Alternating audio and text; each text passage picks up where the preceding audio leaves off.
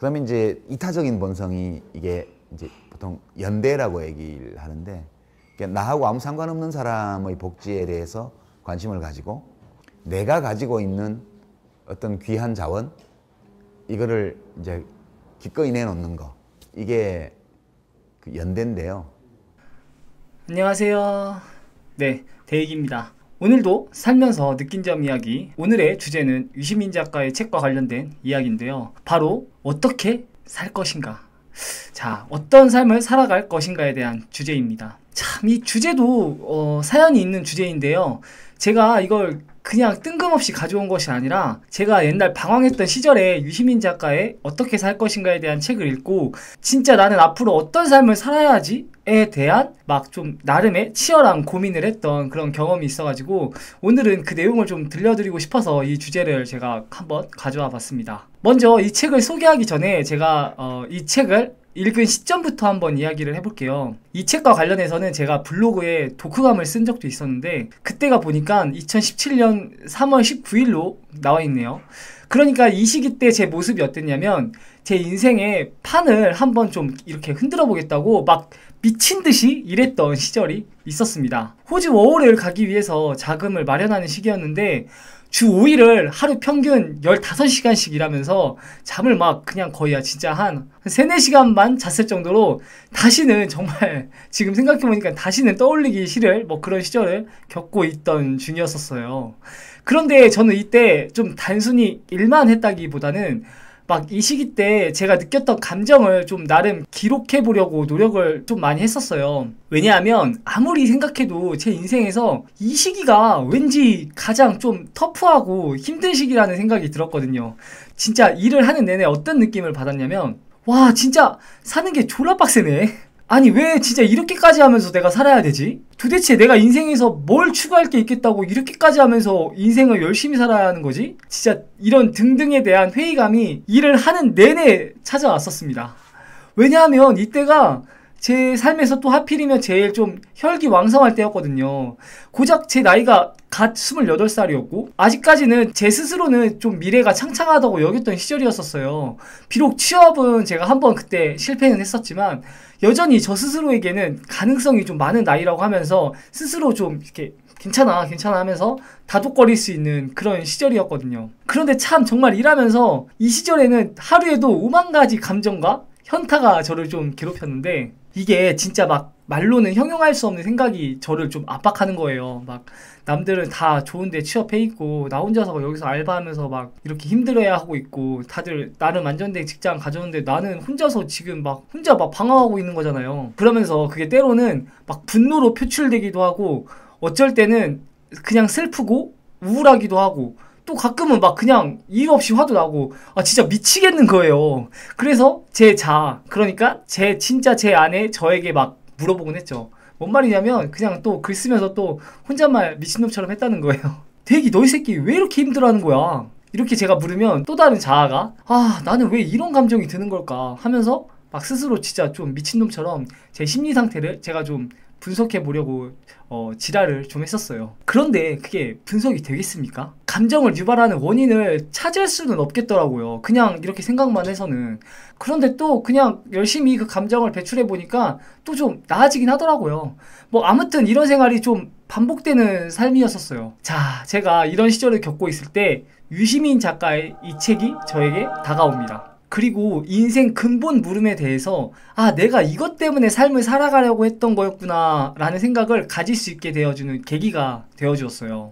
자, 제 시절에 대한 이야기는 좀 충분히 했고 그렇다면 유시민 작가에 대한 제가 가진 개인적인 상향을 좀 말씀드려 볼게요. 저는 유시민 작가를 예전부터 많이 좋아했었고 또 한때 제 최애 도서가 거꾸로 있는 세계사라고 자신있게 말할 만큼 그가 생각하는 관점 자체를 되게 좋아했었어요.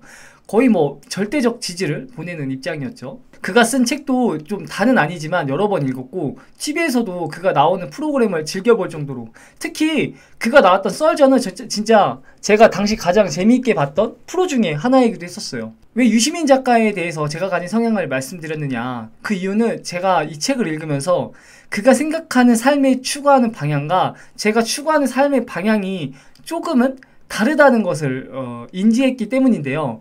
그런데 이게 또 유시민 작가와 제 관점이 다르다는 것을 저 스스로가 처음으로 느꼈던 지점이기도 했었어요. 참 그때는 좀 기분이 좀 묘하긴 했었는데, 그런데 그게 막 서로 관점이 다르다고 유시민 작가의 관점이 막 불편하게 느껴지거나 그런 건 아니었어요.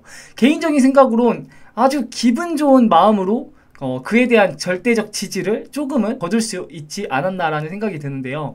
물론 지금도 대체로는 그의 생각을 좀 좋아하고 또 지지하나, 예전에는 그것이 절대적으로 좋았다면 지금은 그 안에서 저만의 좋아하는 관점을 좀 뽑아낼 수 있는 생각을 기르게 되었어요. 무슨 말인지 이해가 좀 되시나요? 자, 좀 오래 걸렸는데요. 이제 본론으로 한번 들어가 볼게요. 제가 이 책의 내용에 대해서 거의 대체로는 찬성하고 의미 있게 좀 받아들였으나, 딱 한 문장, 진짜 딱 한 문장이 저와는 생각이 달랐어요. 근데 이게 달랐다기보다는 집중해서 그 내용을 제가 또 혼자서 막 심오하게 좀 생각해 보니까 저한테는 그냥 좀 다른 결론이 나왔는데요. 바로 이겁니다. 이 책에서 제 1장의 5번째 에피소드가 놀고 일하고 사랑하고 연대하라, 이고 제 3장의 제목 역시 놀고 일하고 사랑하고 연대하라인데요.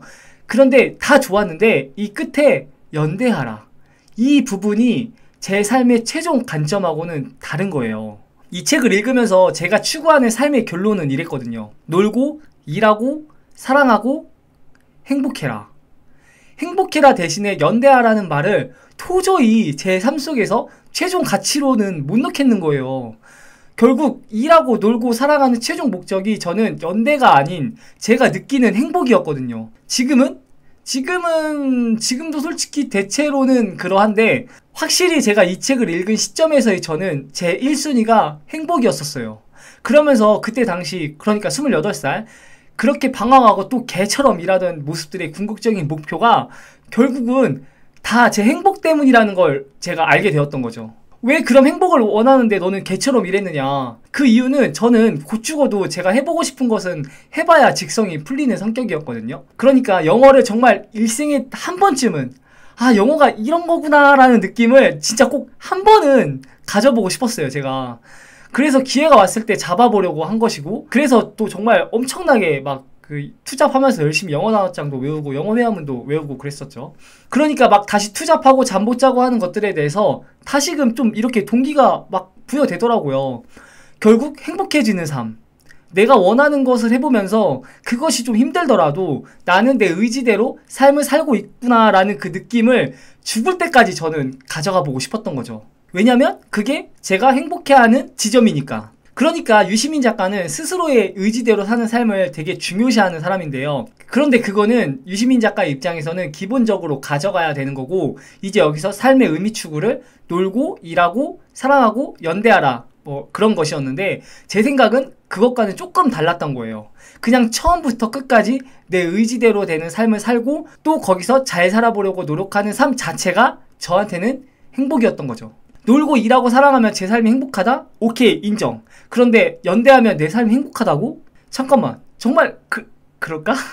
하면서 제 생각에 제동이 좀 걸렸던 거죠. 연대라는 말 저도 정말 좋아하는 말이에요. 그리고 책에서도 사명감과 의무감에 이끌려서가 아니라 내가 기꺼이 하고 싶고 내가 자연스럽게 느낄 수 있는 방식, 다시 말해서 자발적인 상태를 연대라고 칭하는 거 보면 결국 행복이란 말과 연대라는 말의 괴가 전혀 다르지 않다는 것도 알아요.